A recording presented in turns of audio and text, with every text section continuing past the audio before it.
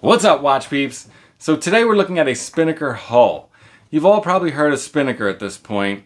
They have a fairly large catalog of quote-unquote affordable watches.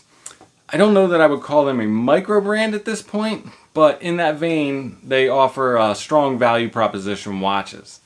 If you're not familiar, Spinnaker, Aviate, and Aviate, and Dufa are all owned by the same parent organization. Spinnaker focusing on dive watches, Aviate focusing on pilot watches, and Dufa, the lesser known of the three, they make Bauhaus style watches.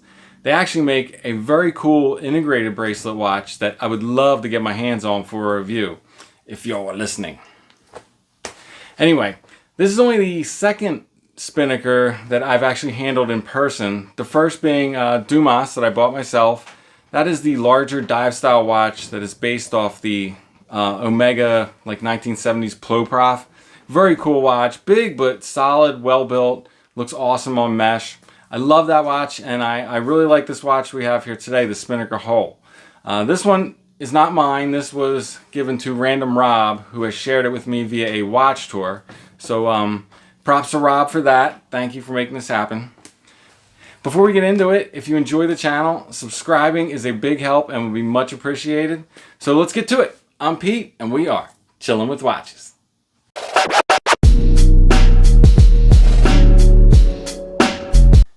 All right, first things first, wrist check. I'm wearing my Seiko Turtle, the SRP 777 today. This is always a solid go-to watch for me. I have it on the Uncle Seiko H-Link bracelet. But what we're here to look at is the Spinnaker Hull. And these are currently available. This is not the bracelet version. This came on a leather strap, which I took off. It's just not my style. But this one, these are $275 US, and there's a bracelet version for $315 US. Looking at it right away, you can tell the dial is the star of the show here, right? Let's see how close we can get it. And it's a great dial. It has a sunburst effect. There's horizontal striations. Even the indices are well done. The writing is crisp. The date window. The logo. And you can see there's a blue AR to it. Just a great dial. So let's wind her up. The crown unthreads very nicely. You can feel the pop, you know, when it's out. Winds up smoothly.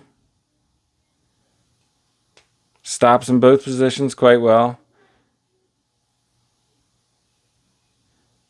Make sure we're not at like midnight there. No, we're not.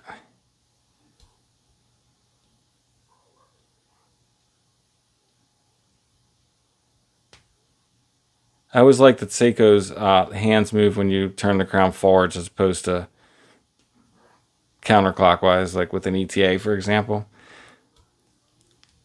So let's see what size crown this is. There's no issue without the crown guards. It's coin edge crown. It's easy to get a grip on it. No issues operating it whatsoever. 6.3 millimeter crown.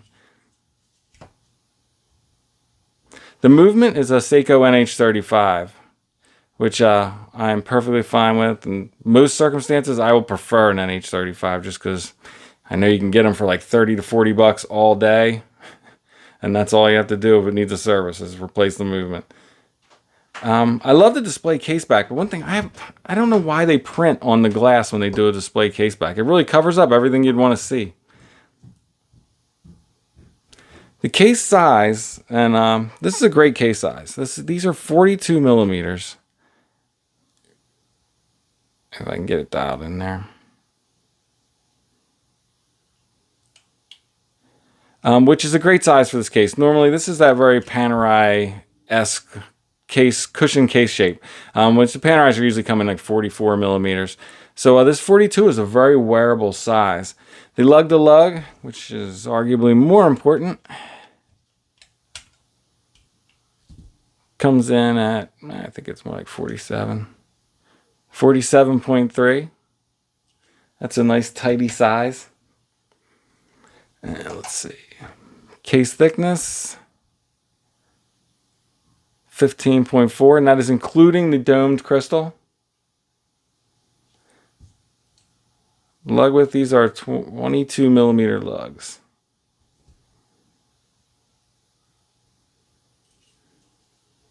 Now the crystal type, I'm not 100% sure, but on one of the Hull models on their website, they say it is a mineral crystal with a sapphire coating. On most of the other Hull model web pages, they don't say anything about the crystal at all. So I'm going to assume it's the same on all of them. Mineral crystal with a sapphire coating. You can see there's a blue AR coating as well. Water resistance, these are 100 meters. You can see on the dial there, 330 feet. Case profile, I really love the look of these cushion cases.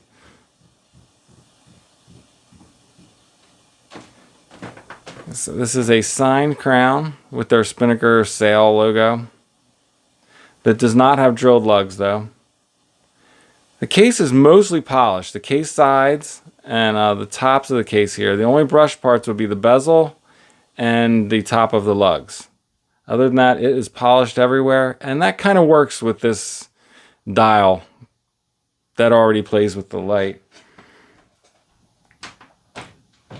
So there, I would love to see, I'd love to try the model on the new bracelet because I think it looks fantastic. What this came with was this black leather croco pattern single stitch signed buckle. I mean, it's a thick, sturdy strap, just not my style.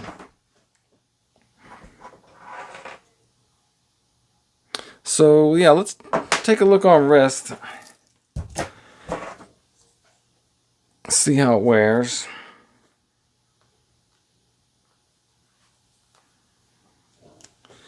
So, if you guys aren't familiar with these Barton's Elite silicone rubber straps, they are fantastic. So here it is on my 7 1/4 inch wrist, and I think it wears quite well. Not a small watch, but the 42 millimeter for this style watch wears great.